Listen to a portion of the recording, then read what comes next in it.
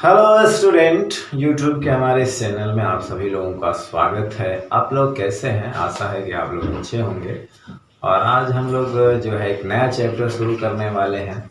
खूबसूरत सा चैप्टर है जिसका नाम है वर्क, एनर्जी एंड पावर। आपके बुक का दूसरा चैप्टर मतलब दूसरे लेसन को हम लोग पढ़ने वाले हैं, वर्क, एनर्जी एंड पावर। तो हम इन तीन टॉपिक में हम पहले क्या पढ़ेंगे? वर्क के बारे में, जैसा कि आपके ब्लैक बोर्ड पे हेडिंग है वर्क। ठीक है ना? तो जो वर्क क्या है कि जो हमारा इन ऑर्डिनरी लैंग्वेज जो होता है, रोजमर्रा के बोलचाल की भाषा में, ठीक है ना, इन आवर डेली जो हमारी लैंग्वेज होती है, जो वर्ड हम वर्क यूज करते हैं, वो अक्सर फिजिकल और मेंटल एक्टिविटी पर यूज करते हैं। जैसे हमें कहना हो राइटिंग, ईटिंग, रीडिंग, है ना, बाथिंग। तो जैसे हमें लिखना, पढ़ना, घूमना, खेलना, ये सारी चीज़ हमने जब हम करते हैं तो क्या वर्ड यूज करते हैं? वर्क। हमने लिखने वाला काम किया तो हम कहते हैं मैं लिखने का काम कर रहा हूँ, मैं पढ़ने का काम कर रहा हूँ, ठीक है ना, मैं खाने का काम कर रहा हूँ, नहाने का काम कर रहा हूँ, जाने का काम कर रहा हूँ। तो आवर डेली लाइफ में जो आवर ऑर्डिनरी हमारी जो लैंग्वेज होती है, हम इन सारे कामों पे मतलब इन सारे एक्टिविटीज पर एक वर्ड यूज करते हैं वर्क। लेकिन फिजिक्स की भाषा में इसे वर्क नहीं कहा जाता। हम यूज करते हैं लेकिन हमारी जो फिजिक्स की भाषा है, लैंग्वेज ऑफ फिजिक्स की भाषा में अगर हम बोलें तो इसे वर्क नहीं कहा जाता। फिजिक्स के भाषा में वर्क को कुछ अलग टाइप से डिफाइन किया गया है, और वो इस तरह डिफाइन किया गया है कि वर्क होना तब कहा जाएगा जब हम किसी बॉडी पर फोर्स लगाएं और फोर्स लगाने के बाद बॉडी मूव कर जाए, यानी कि force produces motion in the body. अगर फोर्स बॉडी में मोशन प्रोड्यूस करता है तो हम कहते हैं कि उस बॉडी पे काम किया गया हमारे द्वारा, मतलब जो फोर्स लगाता है उसके द्वारा उस पर काम किया गया। अगर बॉडी पे हम फोर्स लगाएं, चाहे जितना भी लगाएं, अगर बॉडी मूव नहीं करती है तब भी हम कहेंगे कि फोर्स काम नहीं किया गया। ठीक है ना? तो शर्त क्या है काम करने की? काम करने की शर्त ये है कि अगर हम किसी बॉडी पर फोर्स लगाते हैं, बॉडी अगर फोर्स के कारण मूव करती है, ठीक है ना, यानी फोर्स बॉडी में मोशन पैदा कर देता है, तो हम कहेंगे कि इस बॉडी पर वर्क हुआ। अगर मोशन नहीं होती है तो हम कहेंगे कोई वर्क नहीं हुआ। ठीक है ना? जैसे एक साइकिलिस्ट द्वारा पैडलिंग करना, साइकिल चलाना, साइकिल मूव करती है तो हम कहेंगे कि वर्क हुआ। जैसे घोड़ा गाड़ी है, हॉर्स है, पुलिंग ए कार्ट, गाड़ी को खींचना, गाड़ी मूव कर जाती है तो हम कहते हैं वर्क हुआ। जैसे हम किसी कार को पुश करते हैं, धक्का देते हैं और कार मोशन में आ जाती है तो हम कहते हैं कार्य हुआ। जैसे हम सीढ़ियों पे चढ़ते हुए ऊपर जाते हैं या सीढ़ियों से नीचे उतरते हैं, डाउनवर्ड डायरेक्शन में, अपवर्ड डायरेक्शन में, तो हम भी कहते हैं कि काम हुआ। तो वहाँ पे कौन किसके द्वारा काम होता है, किस फोर्स के द्वारा? तो वो हम कहेंगे ग्रेविटी, फोर्स ऑफ ग्रेविटी। आगे हम लोग पढ़ेंगे तो काम हुआ। अब जैसे हम कोई दीवार है, दीवार पे हम बहुत जोर से धक्का लगा रहे हैं, पुश कर रहे हैं, इस दीवार मूवमेंट हो ही नहीं रहा, दीवार मूव नहीं कर रही है, तो हम भले पसीना से तर हो जाए हम जो शरीर, लेकिन फिर भी हम कहेंगे कि कोई वर्क नहीं हुआ। जैसे कोई कुली है, अपने सर पे लोड लेकर खड़ा है, ठीक है ना, तो मूवमेंट नहीं कर रहा है, तो हम कहेंगे कि कोई वर्क नहीं हुआ। फिर भी वो थकान महसूस करेगा, लेकिन उसका जो थकान जो होती है वो इंटरनल वर्क होता है, उसके मांसपेशियों के द्वारा जो अंदर वर्क होता है उसके वजह से उसको थकान होती है, पसीना होता है, तो वह इंटरनल वर्क बोला जाएगा, ना कि एक्सटर्नल वर्क। ठीक है? तो वर्क को डिफाइन कैसे किया गया है यहाँ पे? Work is said to be done, work is said to be done only when force applied on a body makes the body move. Work is said to be done only when the force applied on a body makes the body move, या आप कह सकते हैं work is done when a force produces motion, when a force produces motion. ठीक है ना, यानी काम होना तभी कहा जाएगा अगर हम किसी बॉडी पर फोर्स लगाते हैं और वो बॉडी मूव कर जाती है, तब हम कहेंगे फिजिक्स के लैंग्वेज में, भाषा में, कि काम हुआ। ठीक है ना, क्या हो कहेंगे, काम हुआ। ठीक, अब बात आती है कि वर्क जो होता है उसे मापा कैसे जाए, measurement of work, measurement of work. ठीक है ना, तो मेजरमेंट जो अमाउंट ऑफ वर्क जो होता है, जो डन होता है, किया जाता है, the amount of work is done depends on the two factor. जो वर्क होता है, the amount of work done on a body depends on two factors.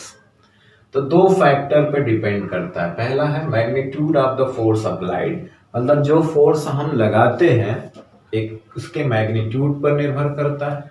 दूसरी चीज बॉडी का डिस्प्लेसमेंट कितना हुआ, डिस्टेंस कितना हुआ, उस पर डिपेंड करता है। Displacement produces by the force, ठीक है ना, डिस्प्लेसमेंट ऑफ द बॉडी और मैग्नीट्यूड ऑफ द फोर्स जो अप्लाइड किया गया है बॉडी पर, इन दो फैक्टर्स पर वर्क डिपेंड करता है।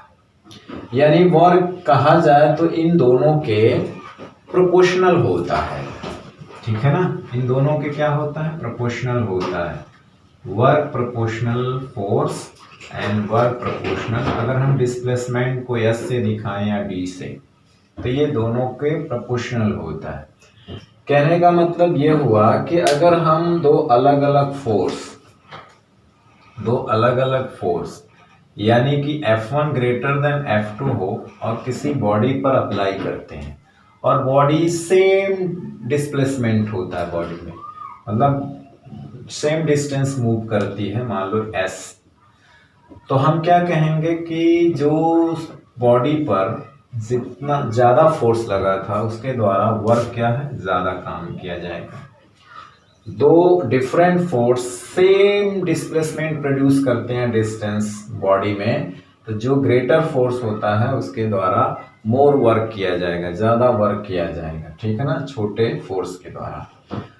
दूसरी बात पे आए, हम फोर्स कांस्टेंट रख दें। अगर दो सेम फोर्स एक बॉडी में अलग अलग डिस्प्लेसमेंट प्रोड्यूस करते हैं, तो जो फोर्स मतलब बॉडी पे ज़्यादा देर तक लगा रहता है, मतलब ज़्यादा देर तक चलाता है, तो जाहिर सी बात है देर तक चलाएगा, दूर तक चलाएगा, तो हम कहेंगे ना कि उस पर ज़्यादा वर्क हुआ। ठीक है ना, तो वर्क ये दो फैक्टर पे डिपेंड करता है, फोर्स पर, एक डिस्प्लेसमेंट पर या डिस्टेंस पर। ठीक है ना, अगर फोर्स ज़्यादा हुआ तब भी वर्क ज़्यादा हुआ और फोर्स डिस्प्लेसमेंट ज़्यादा हुआ तब भी वर्क ज़्यादा हुआ। तो work depends on two factor. ठीक है ना, क्या है, magnitude of the force applied and displacement produce by the force. ठीक है, तो इन चीज़ों पे अगर हम दोनों को एक साथ मिलाते हैं तो ये प्रोपोर्शनल हो जाएगा F इंटू एस। देखिए यहाँ पे सिंपल इंटू का मतलब मल्टीप्लिकेशन होता है, आप इसको ऐसे भी यूज कर सकते हैं। यह इसका मतलब देयर इज नो मीनिंग, यहाँ पे कोई उसकी मीनिंग नहीं होती है, ना क्रॉस प्रोडक्ट की होती है ना वेक्टर की। ठीक है ना, ये सिंपली मल्टीप्लिकेशन है यहाँ पे। ठीक है, सिंपल क्या है, मल्टीप्लिकेशन है। आप magnitude of the force, magnitude of the displacement. ठीक है ना, क्रॉस प्रोडक्ट वेक्टर प्रोडक्ट यहाँ पे आपको नहीं देखना है। सिंपल ये क्या है, मल्टीप्लिकेशन है, गुणा केवल है। आप डॉट लगा कर भी कर सकते हैं, क्रॉस लगा के भी कर सकते हैं। ठीक है, तो दो फैक्टर पे डिपेंड करता है।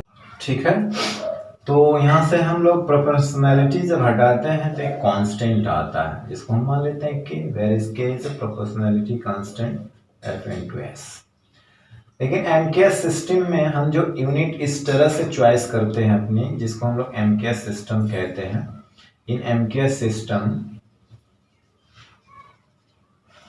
के की वैल्यू क्या होती है, 1, यानी यस एकांक यूनिट हो, एफ एकांक हो, तो वर्क अगर एकांक होता है तो के इक्वल टू 1। इस हिसाब से W is equal to F into S. ठीक है ना। अभी हम लोग डिटेल में इसके यूनिट्स के बारे में मात्रक जो होता है उसके बारे में हम लोग बात करेंगे। ठीक है।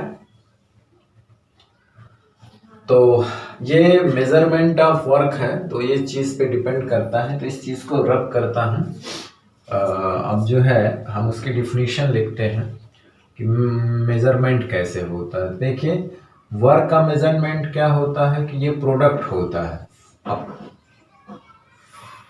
Force and displacement of the body in the direction of force. ठीक है ना। तो यहाँ पे देखने में आ रहा है ना कि वर्क डन जो होता है फोर्स और डिस्प्लेसमेंट के मल्टीप्लाई से मिलेगा। किससे मिलेगा? फोर्स एंड डिस्प्लेसमेंट के मल्टीप्लाई से हमको वर्क का मेजरमेंट कर सकते हैं। ठीक है ना। हम क्या कर सकते हैं? वर्क को मेजर कर सकते हैं कि हमने बॉडी पर कितनी फोर्स लगाई और बॉडी में मूवमेंट कितना हुआ, बॉडी में डिस्प्लेसमेंट कितना हुआ, दोनों को मल्टीप्लाई कर देंगे तो हमें वर्क की वैल्यू मिल जाएगी। क्या मिल जाएगी? वर्क की वैल्यू मिल जाएगी। ठीक है ना। तो हम इसको लिखेंगे किस तरह से? ये फार्मूला एफ इंटू एस तभी यूज कर सकते हैं जब जो डिस्प्लेसमेंट का वो बॉडी का फोर्स के डायरेक्शन में हो। डिस्प्लेसमेंट हो बॉडी का किसमें हो? फोर्स के डायरेक्शन में। फोर्स जिधर लग रहा है अगर डिस्प्लेसमेंट उसी डायरेक्शन में हो तो हम यूज करते हैं W equal to F into S. ठीक। तो मेजरमेंट ऑफ वर्क कैसे हम करते हैं? The amount of work doing by a force is equal to the product of the force and the displacement of the body in the direction of the force. Amount of work done by a force कैसे हमको मिलता है? Equal to the product of the force and displacement of the body in the direction of the force. जिस direction में force लग रहा है उसी डायरेक्शन में डिस्प्लेसमेंट का मल्टीप्लाई से मिलता है। मतलब such that work equal to force into displacement of the body in the direction of the force. यानी कि हम वर्क को W से इंडिकेट करते हैं और फोर्स को F से, डिस्प्लेसमेंट को S से। ठीक है ना। हम W से किसको डिनोट करते हैं? वर्क को। तो कोई बॉडी है जैसे E पोजीशन में है, फर्स्ट पोजीशन क्या है? A। इस पे हम F मैग्नीट्यूड का फोर्स लगाते हैं इस डायरेक्शन में, तो बॉडी जो है B पोजीशन में पहुंचती है कितने डिस्प्लेसमेंट के बाद? S। आफ्टर S डिस्प्लेसमेंट ये B पोजीशन में आती है। तो इसमें कितना डिस्प्लेसमेंट हुआ इस फोर्स के कारण? S। तो इसलिए वर्क कितना हो जाएगा? W इक्वल टू F गुणे S। ठीक है ना। F into S। ठीक है। चलिए अभी हम यहाँ पे देखते हैं कि यहाँ पे कि हम कहें कि इफ S इक्वल टू 0, अगर S 0 होता है, यानी कहने का मतलब अभी हमने जो बात किया था कि किसी बॉडी पे अगर हम फोर्स अप्लाई करते हैं और बॉडी डज नॉट मूव, अगर बॉडी मूव नहीं करती है तो उस पर क्या है किया गया कार्य क्या हो जाएगा? 0। अगर S 0, फोर्स अप्लाई हो रहा लेकिन मूवमेंट अगर बॉडी में नहीं हो रहा है तो इसका मतलब है क्या? कि कोई वर्क नहीं हो रहा है। यहाँ पे इफ S इक्वल टू 0 यानी डिस्प्लेसमेंट इक्वल टू अगर 0 है तो work done is equal to 0। यानी आपने यहाँ फार्मूला भी देखा था W equal to F into S.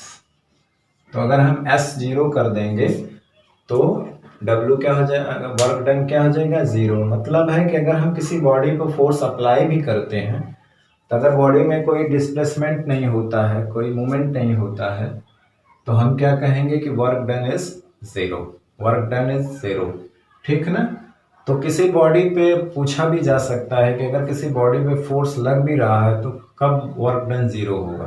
तो हम कहेंगे जब डिस्प्लेसमेंट 0 होगा। एक कंडीशन और आगे आएगी हम लोग उसको पढ़ेंगे स्पेशल केस में, ठीक है ना। तो हम कहेंगे force, if a force acts on a body and body does not move, मतलब displacement is zero, displacement is zero, then no work is done,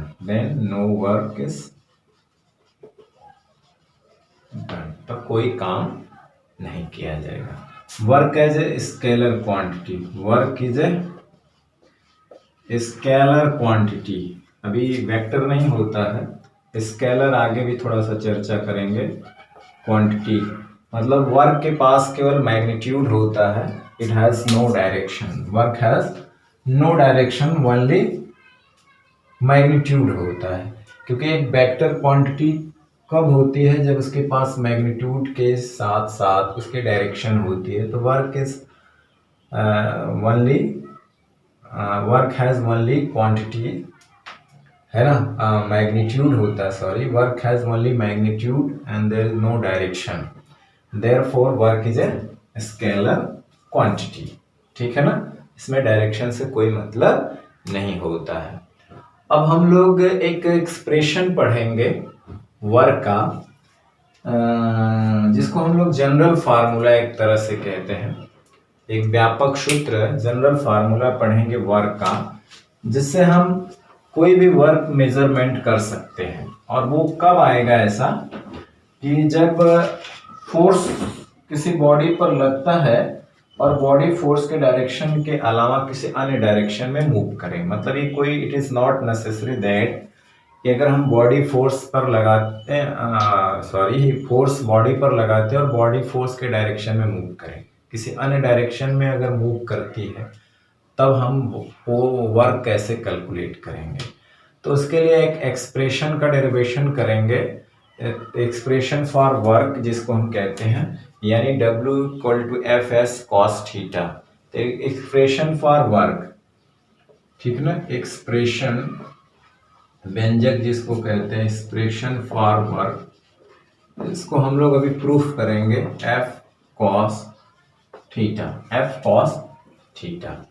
मतलब है कि ये है कि जब फोर्स, कोई आवश्यक तो है नहीं हमेशा कि फोर्स के डायरेक्शन में ही बॉडी मूव करे, किसी अन्य डायरेक्शन का, इस कभी कभी ऐसी कंडीशन होगी कि बॉडी पर फोर्स लगाते हैं और बॉडी जो है किसी अन्य डायरेक्शन में मूव कर जाती है, तब हमें वर्क कैलकुलेट करना है, उसका मेजरमेंट करना है। तो कैसे करेंगे, क्या करेंगे? तो होता क्या है, दो कंडीशन है, हम या तो डिस्प्लेसमेंट का कंपोनेंट ले लेते हैं फोर्स के डायरेक्शन में, क्योंकि हमने क्या पढ़ा हुआ है कि हम वर्क का मेजरमेंट करना है तो हम क्या करते हैं, फोर्स इनटू डिस्प्लेसमेंट, और डिस्प्लेसमेंट होना चाहिए इन द डायरेक्शन ऑफ फोर्स। हमने डिफिनीशन में मेजरमेंट ऑफ फोर्स की डिफिनीशन यही है कि फोर्स इनटू डिस्प्लेसमेंट, लेकिन इन the direction of the force, तो हम अचीव मैक्सिमम वर्क जो है प्राप्त करते हैं, गेन करते हैं, ठीक है ना।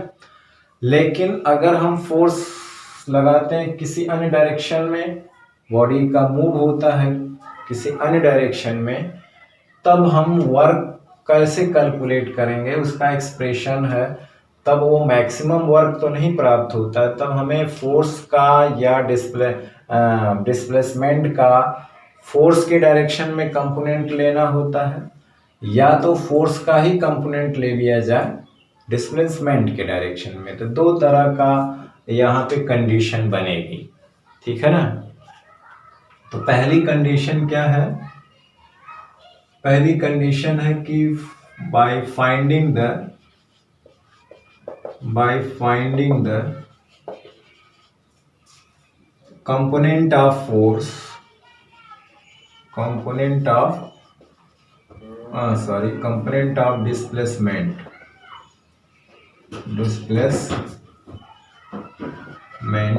in the direction of the force, ये जनरल फार्मूला हमको मिलेगा।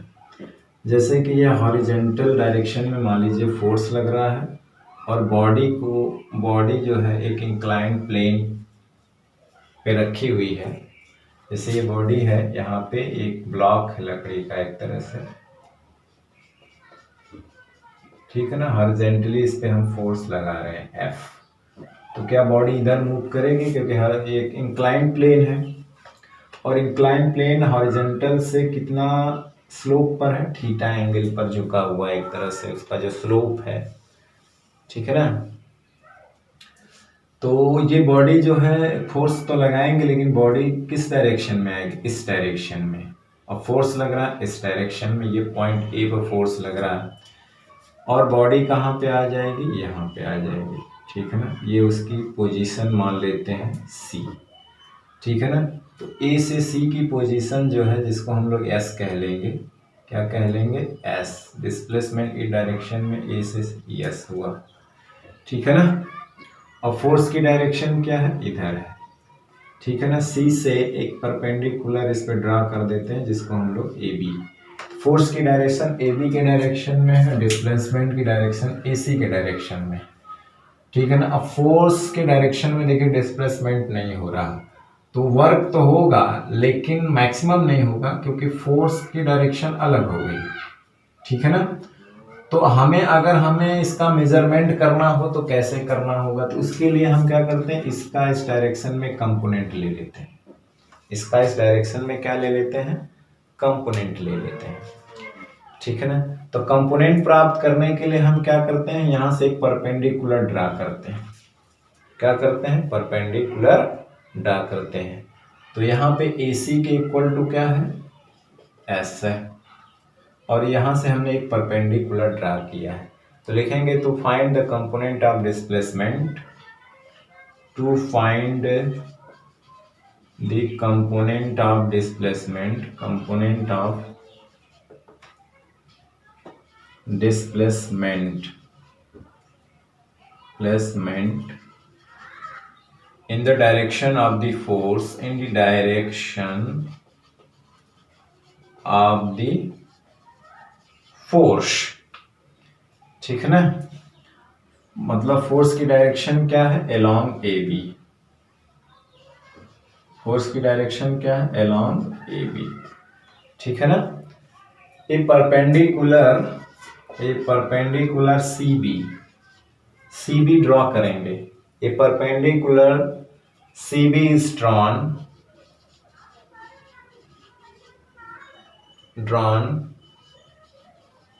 from the point C on AB, ठीक है ना, on AB। Then component of displacement in the direction of force is क्या होगा, AB। कंपोनेंट क्या होगा, ABN होगा इसका। तो लिखेंगे then the component of displacement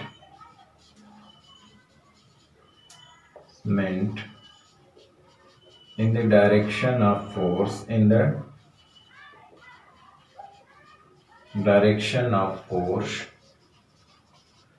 is क्या हो जाएगा, AB। और हम AB को पता करेंगे, फोर्स इज AB।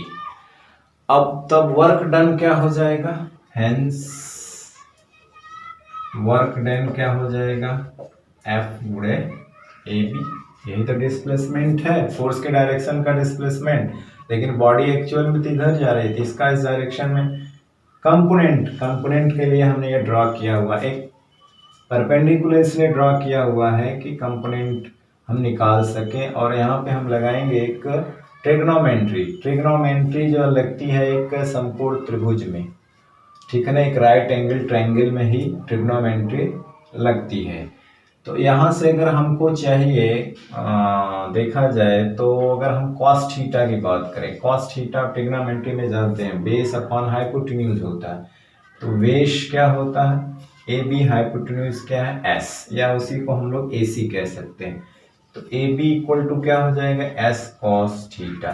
ये कंपोनेंट हुआ इसका इस डायरेक्शन में, ठीक है ना, ये कंपोनेंट हुआ इसका इस डायरेक्शन में। अगले क्लासों में आप वेक्टर जब पढ़ेंगे तो उसको बहुत डिटेल में पढ़ेंगे कि हम कंपोनेंट को किसी के दो कंपोनेंट में तोड़ सकते हैं बराबर बराबर, एक इसका इस डायरेक्शन में, एक इसका परपेंडिकुलर में। मतलब इसके वैल्यू को दो भागों में बिखेर सकते हैं, तोड़ सकते। हमने क्या किया कि इसके कुछ भाग को इस डायरेक्शन में ले लिया। कंप्लीट डायरेक्शन में तो इसका नहीं आएगा, क्योंकि फोर्स जो वर्क डन होगा वो पार्सली वर्क डन होगा, क्योंकि डिस्प्लेसमेंट का हम इसके डायरेक्शन में कंपोनेंट ले रहे हैं, या हम कह रहे हैं फोर्स का इस डायरेक्शन में कंपोनेंट ले रहे हैं, टोटल तो फोर्स इस काम नहीं करेगा, उसका कुछ पोर्शन काम करेगा, कुछ घटक काम करेगा, तो इसलिए वर्क डन भी मैक्सिमम नहीं आएगा। तो इसलिए उसका देखिए घटक जो हुआ, कंपोनेंट हुआ एस कॉस थीटा फोर्स के डायरेक्शन में हुआ। तो यहां से हम लोग W बराबर क्या लिखेंगे, तो एफ एस कॉस थीटा, ठीक है ना, ये हमारा वर्क डन होगा इस तरह के डिस्प्लेसमेंट के लिए, ठीक है ना। हम क्या लिखेंगे यहाँ पे, हम लिखेंगे W फोर्स गुणे यहाँ पे लिखेंगे displace component of displacement, component of displacement in the direction of force.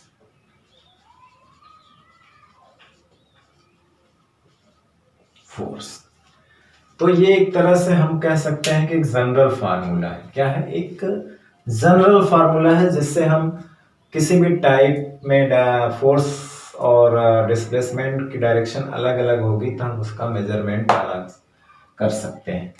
Where theta क्या है, theta is the angle between the, यहाँ पे लिख सकते हैं कि वेयर थीटा क्या है, थीटा इज द एंगल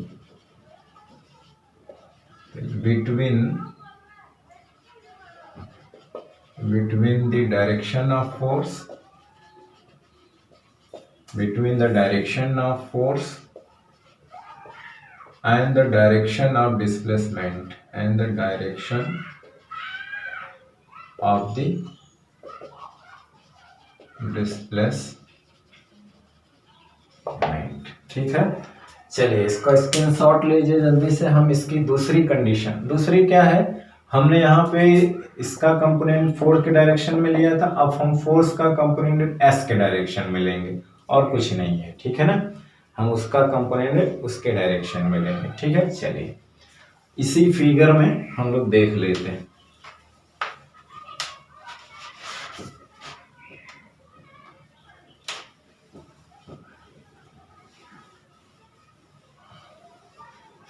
दूसरी कंडीशन है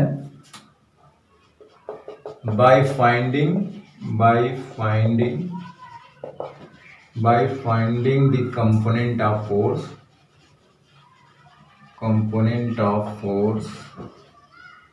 along the in the direction of displacement, the direction of displacement। चलिए ठीक है। ये तो अब यहाँ पे थोड़ा सा इसमें क्या है, फोर्स की डायरेक्शन तो हमारी ये है, फोर्स की डायरेक्शन ये है, और इसे थोड़ा सा बैकवर्ड डायरेक्शन में पीछे लाएंगे, यानी डिस्प्लेसमेंट की डायरेक्शन ये है, ठीक है ना। और यहाँ पे इस पे ये पॉइंट P मान लेते हैं और यहाँ से इस पे परपेंडिकुलर खींच लेते हैं, यानी ये 90 डिग्री, और ये आपका थीटा हो जाएगा, ठीक है ना। तो परपेंडिकुलर, अब हमें क्या है, फोर्स ये NA है, अब हमें फोर्स का कंपोनेंट लेना है इसके डायरेक्शन, मैंने इसको इसके डायरेक्शन में लेना है, इस डायरेक्शन में। हालांकि आप एक दूसरा फिगर भी बना सकते हैं, जैसे हमने वो टॉय जो गाड़ी हमने अभी बनाई थी, खिलौना बनाए थे जिसको आप खींच के ले जाते हो, ठीक है ना, पुल करके, तो उसको भी बना सकते हैं, लेकिन यहाँ पे भी बन जाएगा। तो हमको इसको इस डायरेक्शन में लेना है, यानी हमें वर्क डन दिखाना है, तो NA हो जाएगा फोर्स का कंपोनेंट डिस्प्लेसमेंट के डायरेक्शन में इंटू S, ठीक है ना। अब चूंकि हमें फोर्स को इस डायरेक्शन में लेना है तो हम ट्रिग्नोमेट्री यूज करेंगे, और ट्रिग्नोमेट्री यूज होती है राइट एंगल ट्रायंगल में, और ये वर्टिकल एंगल है आपस में बराबर होते हैं, अपोजिट जो इसको हिंदी में हम लोग शीर्षाभिमुख कोण कहते हैं, वर्टिकली अपोजिट एंगल होते हैं, ठीक है ना, वर्टिकली अपोजिट एंगल्स, तो वो आपस में इक्वल होते हैं। तो देखिए यहाँ से अगर हम कॉस थीटा की बात करें तो हमें इसी दोनों में रिलेशन लेना है, तो कॉस थीटा से मिलता है, क्योंकि ये बनेगा बेस और ये बनेगा हाइपोटेन्यूज। तो बेस और हाइपोटेन्यूज के हमें ज़रूरत होती है, रिलेशन मिलता है कॉस थीटा से। तो कॉस थीटा से बेस एन ए हो जाएगा, हाइपोटेन्यूज क्या हो जाएगा, पी ए हो जाएगा। तो यहाँ से N A equal to P A cos theta, और पी ए का मैग्नीट्यूड क्या है, एफ है, एफ कॉस थीटा, क्योंकि लेंथ जो होगी इसकी वो फोर्स का मैग्नीट्यूड बताती है, ठीक है ना। अब हमें जो वर्क डन क्या मिलेगा, वर्क डन मिलेगा F cos theta into S, लिख सकते हैं डब्ल्यू, लिख सकते हैं डिस्प्लेसमेंट या component of the force, component of force in the direction of displacement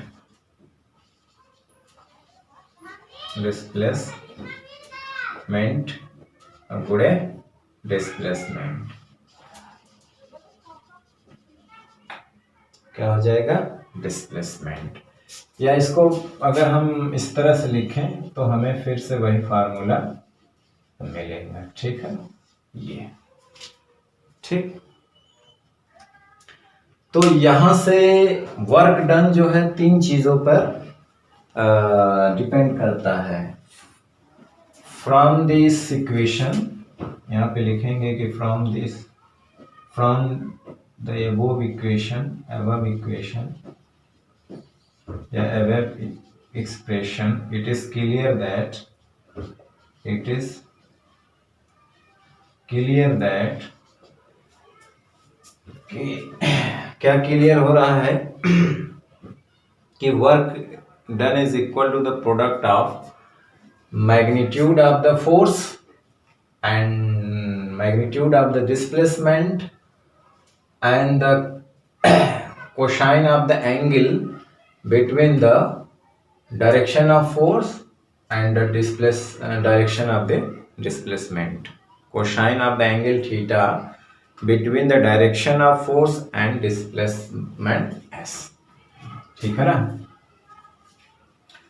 तो आप तीन चीज के प्रोडक्ट पर ही डिपेंड करता है, F S into cos theta, या हम इसको कह सकते हैं कि from the above equation it is clear that कि work done depends on the work done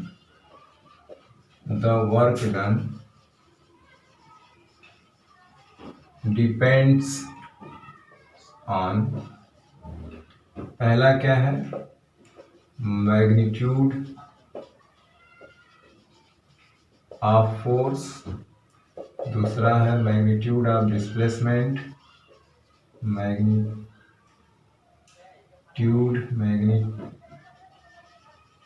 of displacement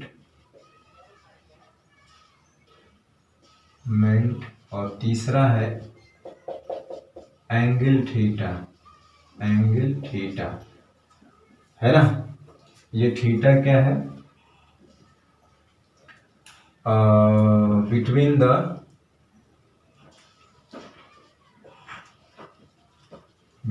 direction of the force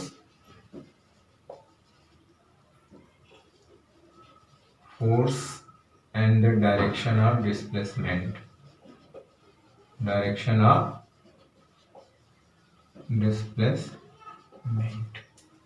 ठीक है ना। Angle theta between the force and the displacement. तो मेन हमारा जो ये मकसद था, ये एक्सप्रेशन। अब यहां से हम कुछ स्पेशल केस, हाँ एक चीज ये जान लीजिए कि वर्क क्या है, एक स्केलर क्वांटिटी है। वर्क क्या है, एक स्केलर क्वांटिटी है, ठीक है ना। लेकिन अगर हम वेक्टर की भाषा में बात करें कि दो वेक्टर क्वांटिटी का डॉट प्रोडक्ट स्केलर होता है, क्या होता है, dot product of two vector is a scalar. Dot product of two vector is a scalar. आप वेक्टर जब पढ़ेंगे तो वहां पे आएगा कि डॉट प्रोडक्ट, यानी डॉट प्रोडक्ट का मतलब है कि दो वेक्टर क्वांटिटी के बीच में डॉट रहेगा। तो dot product of two vector quantities जो होता है इसे स्केलर होता है। तो वर्क जो है वो एक स्केलर क्वांटिटी होता है, ठीक है ना। लेकिन फोर्स, और ये बात नोट में लिख लीजिए, अभी हमने ये लिखा है ना कि एफ एस कॉस थीटा। तो एफ एस कॉस थीटा को हम इस तरह से भी लिख सकते हैं, vector F dot vector S. अब आगे एडवांस क्लास मतलब हायर क्लास में आप इसको वेक्टर में पढ़ेंगे। तो वर्क जो होता है dot product of two vector is scalar. तो वर्क क्या है? Scalar. Force vector, displacement vector, दोनों का डॉट प्रोडक्ट इज स्केलर, ठीक है ना। तो हम लोग एफ एस कॉस थीटा को vector F dot vector S से लिखा जाता है, ठीक है ना। तो ये भी एक तरीका, ये मैग्नीट्यूड के फॉर्म में है, ये वेक्टर के फॉर्म में है, ठीक है ना। एफ एस कॉस थीटा को हम इस तरह से लिख सकते हैं, ठीक है ना। दो वेक्टरों का डॉट प्रोडक्ट जो होता है स्केलर होता है, इसलिए वर्क जो है स्केलर क्वांटिटी है। एफ एस कॉस थीटा को हम ये लिख सकते हैं, ठीक है ना। तो पहले कुछ स्पेशल केस हैं। स्पेशल केस, पहला क्या है स्पेशल केस? केसेस। तो पहला स्पेशल केस क्या है? क्योंकि जो वर्क डन है वो डिपेंड्स किस पे करता है? एफ एस के साथ साथ थीटा पे, उन दोनों के बीच के एंगल पे भी डिपेंड करता है। तो हम कहेंगे कि इफ, पहला कंडीशन है कि if theta equal to 0 degree, मतलब है कि displacement in the direction of force, यानी सच दैट डिस्प्लेसमेंट कहाँ हो जाए? Displacement in the direction of the force, direction of the force, force के डायरेक्शन में हो जाए। डिस्प्लेसमेंट किधर हो? In the direction of the force, ठीक है। चलिए, तो कहने का मतलब है कि एंगल थीटा इक्वल टू 0, तो आप जानते हैं कि cos 0 इक्वल टू 1 होता है। तब हम यहाँ पे जानते हैं ये एफ एस कॉस थीटा हुआ, तो ये 1 हो गया, तो W बराबर क्या हो जाएगा? F इंटू एस, या इसी को हम लोग क्या कहते हैं, क्रॉस लगा सकते हैं, डॉट, या सिंपली मल्टीप्लिकेशन होता है, यहाँ पे ऐसे लिख सकते हैं। इसका क्रॉस प्रोडक्ट मत समझिएगा ना, वेक्टर प्रोडक्ट समझिएगा, ये सिंपली एक मल्टीप्लिकेशन है। देखिए इसमें एक चीज हम छोड़ दे रहे हैं अभी कि वर्क का यूनिट, तो हम अलग से वर्क यूनिट आगे बताएंगे, बुक में जैसे दिया है। और ये वर्क तो स्केलर क्वांटिटी है, पता ही हो गया, लेकिन वर्क की यूनिट अभी बाकी है सीजीएस एमकेएस सिस्टम में, ठीक है ना। डिनोट करते हैं इसका, वो W से डिनोट करते हैं इसको। तो ये मैक्सिमम वर्क डन होगा, क्या होगा? मैक्सिमम वर्क डन, ठीक है ना।